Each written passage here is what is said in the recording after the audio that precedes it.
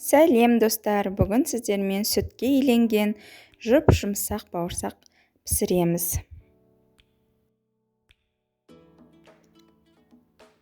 Ол үшін ең алдымен жылы сүтті ыдысқа құйып, үстіне қантты салып, дрожжи салып араластырамыз.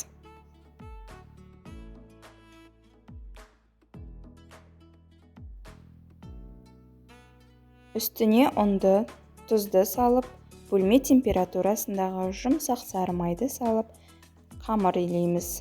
Қамырымыз жұмсақ болып шығу керек. Сары майды ертіп қоссаңыздар да болады.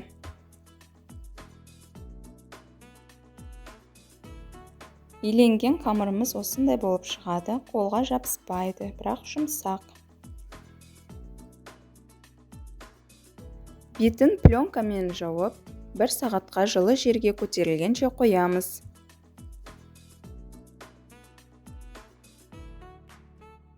Көтеріліп дайын болған қамырымызды жаямыз.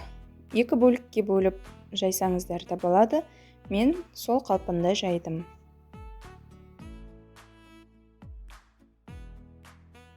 Осы көлемде қамырдан шыққан бауырсақтар 1 бөлмелік қонақты күтуге жетеді. Кесілген бауырсақтарымыздың бетін жауып тағы да 30 минутқа қоямыз.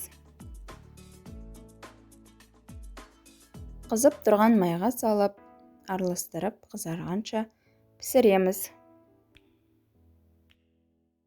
Қонақ келе қалса міндетті түрде алдына қоятын осы ыстық бауырсақтың рецептісі көп.